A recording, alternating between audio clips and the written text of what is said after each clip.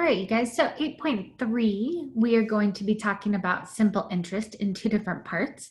The first part is just is simply calculating the interest on something, okay, on a value. And the second part is trying to figure out what would the future value of that something be if we added interest onto it. Okay, so finding the interest and then finding out how much you would actually have with that interest. I'm not sure what this little picture is about. Oh, selling Manhattan Island for $24. If the Native Americans had put the $24 into a bank account at 5% interest, by the year 2020, there would have been well over 8 billion in the account. That doesn't seem like enough, does it? I wonder if you could sell Manhattan Island for $8 billion now. All right, so simple interest. There is a way to calculate it, and it is very easy. It is very simple. Interest is equal to your principal, or the amount you started out with. So the principal is the amount you started with.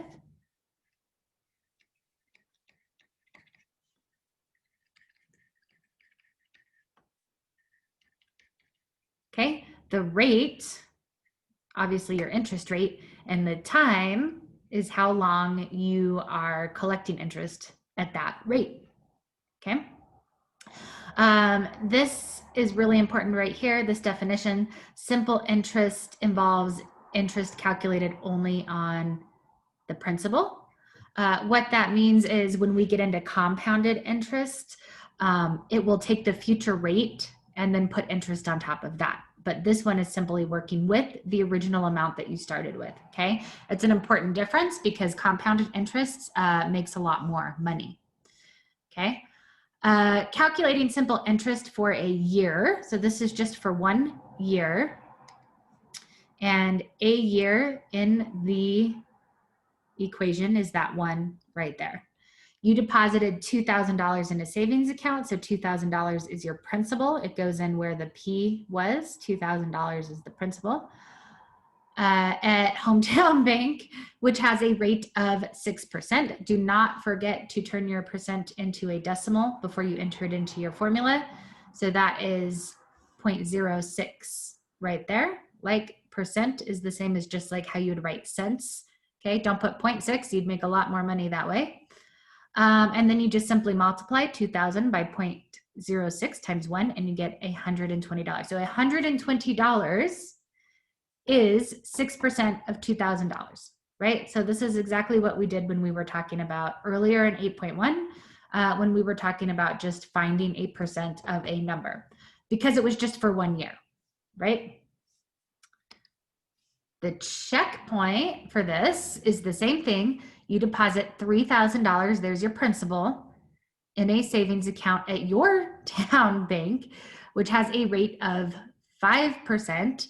Find the interest at the end of the first year. So interest is equal to principal, we talked about, times rate. Okay. I guess I can make that an R. Let's stick with one way to do it. Times T, or time. Okay. But it's talking about the end of the first year. So you're just going to put your T is going to be 1 right there. Calculating simple interest for more than 1 year. It is simple. Are you guys going to get tired of me using this joke? It is simple. We just change that 1 year to be however many years you were talking about. So in this example, a student took out a simple interest loan for $1,800. That's the principal. It's the original amount for 2 years at a rate of 8%. So we have our P, our T, our time, and our rate are 8%. You just put those numbers into the equation, and the interest on that principal is going to be $288. So same, when you look at this checkpoint, you're going to have a student took out a simple interest loan for $2,400. That's your principal for 2 years. That's your time. At a rate of 7%, that's obviously your rate. Don't forget 7% is 0.07. what is the interest on the loan? Pause, try this while I move on. Oh, this banker's rule, I think this shows up in the test. So let's talk about what this banker's rule is. Okay. Simple interest is used for many short-term loans, including automobile and consumer loans. Imagine that a short-term loan is taken for 125 days. Okay. And the reason why this is important is because our formula is for years, and this is talking about days.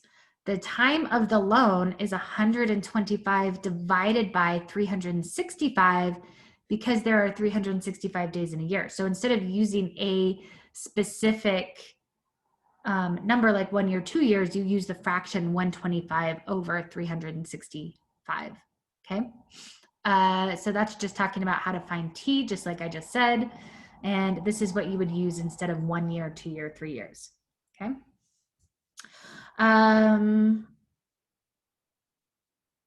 Then it's talking about using 360 days instead, which would cause more interest. With the widespread use of calculators, computers, government agencies calculate interest using 365 days a year.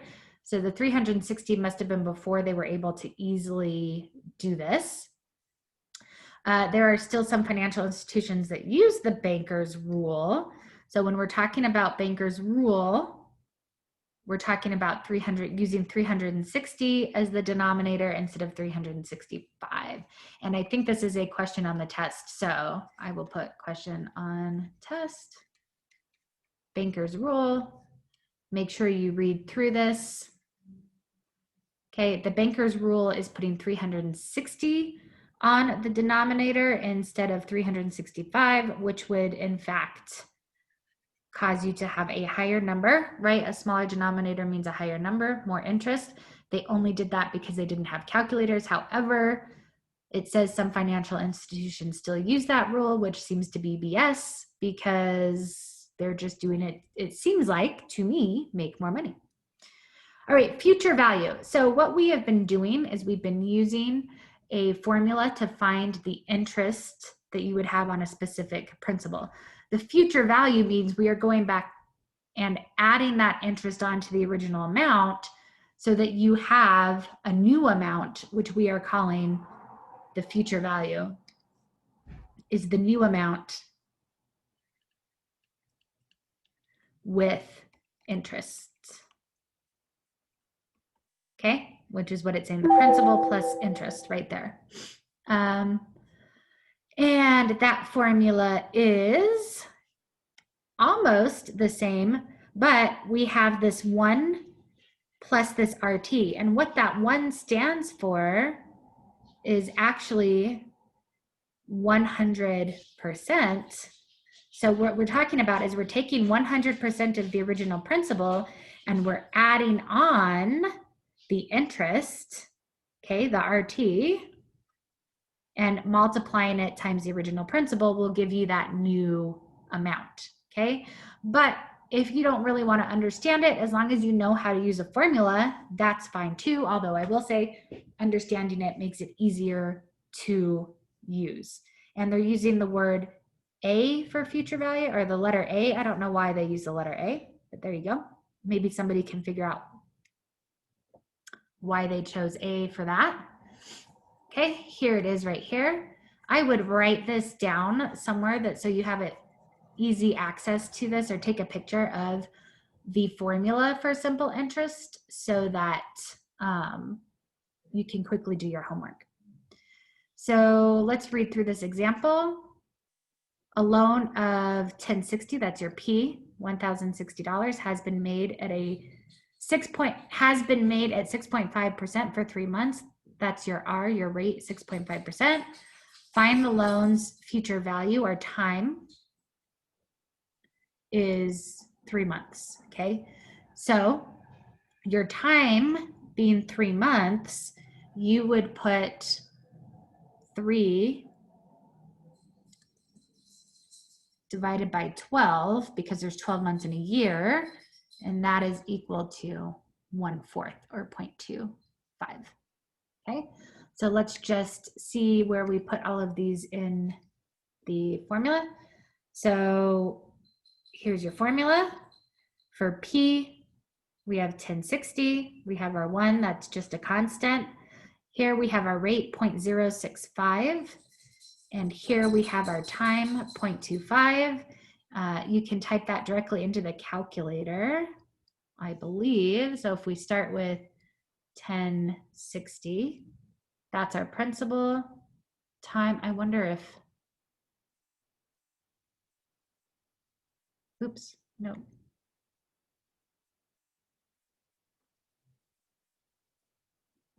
I want to make that smaller because it looks blurry, but that's fine. So you can just look at,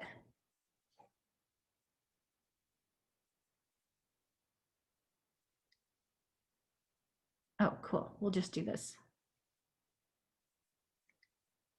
We'll just have the calculator. That way I can see this too. So 1060, and then I'm gonna put parenthesis, and then 1 plus. And because order of operations, I don't need to put these next things in parentheses, although you could if you wanted to, but 0.065 times 0.25, parenthesis, enter. Our future value is $1,077, and they rounded up 23 cents. So that's where it says round to the nearest cent. Okay. Yep, because remember, 5 and above, give it a shove. All right, your checkpoint, I'll help you get set up. A loan of $2,040, there's your P, has been made at 7.5%, that's your rate, for 4 months. So your time is going to be 4 divided by 12.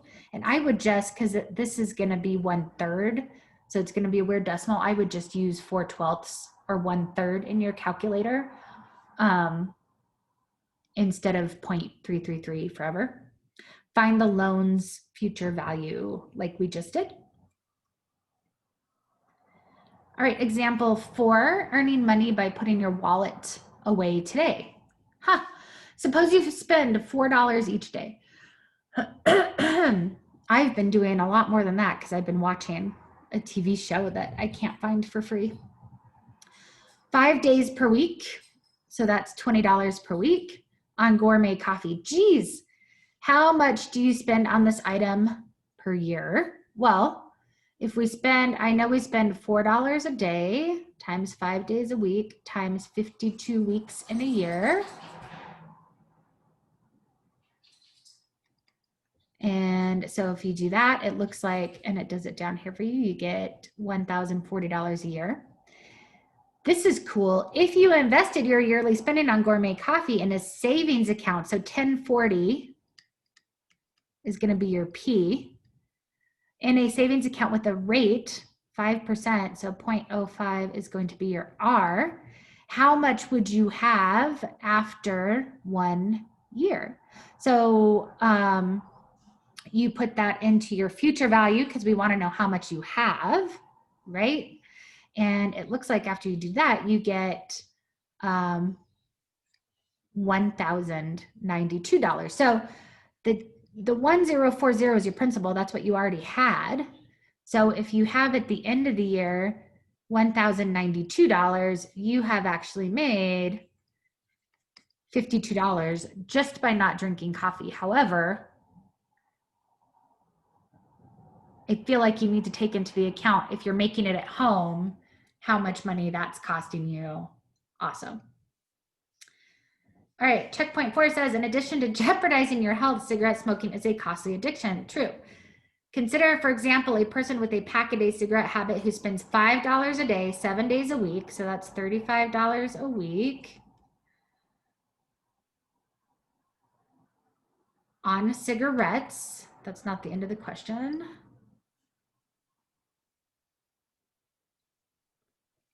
How much is spent on this item a year? Well, if it's $35 a week, oh, this is your checkpoint. I'm doing it for you, times 52 weeks a year.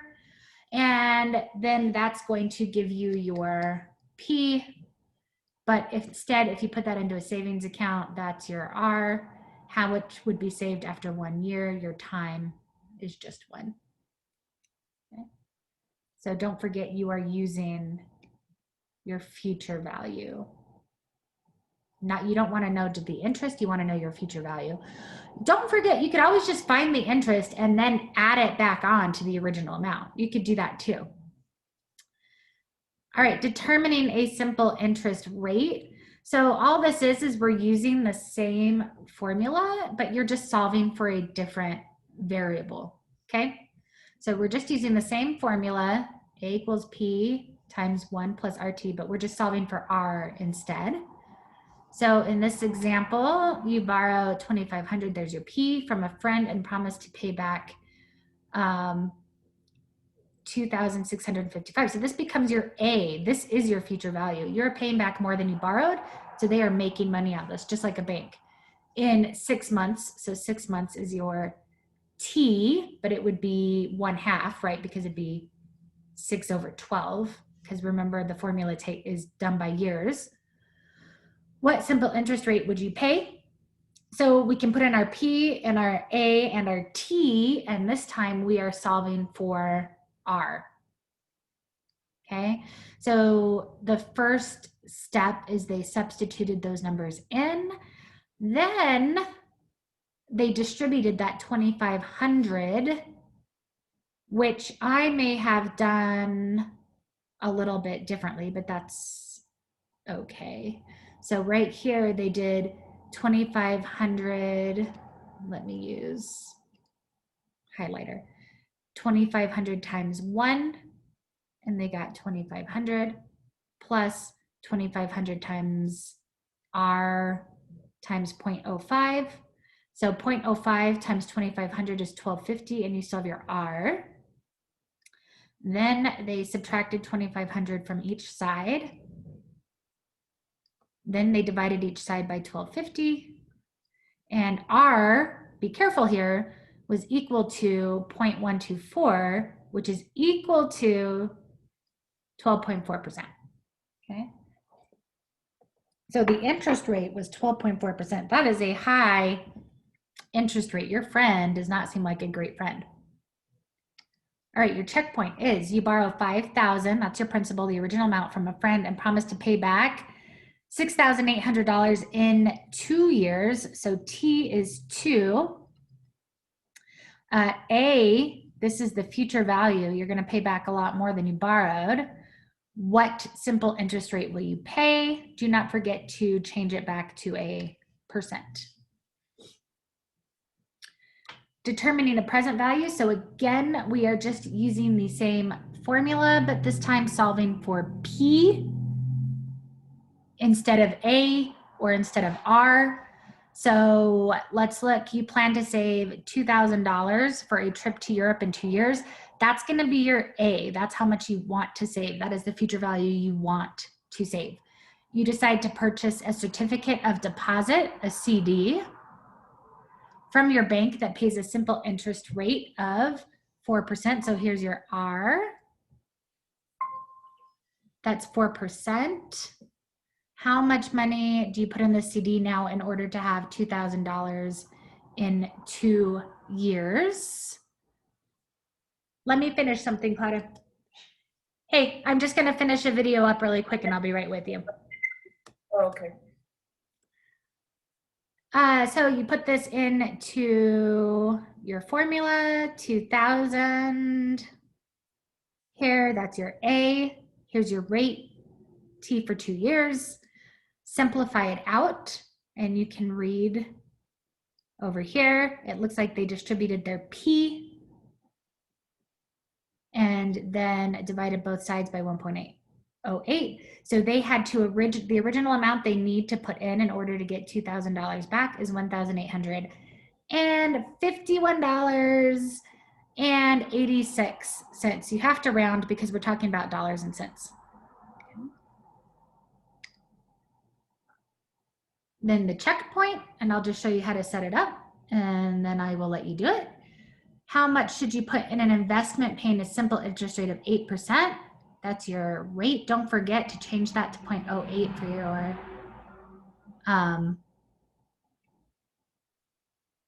formula. If you need $4,000, that's going to be your A in 6 months. So your T is going to be 6/12. All right. Try those checkpoints and then do your homework.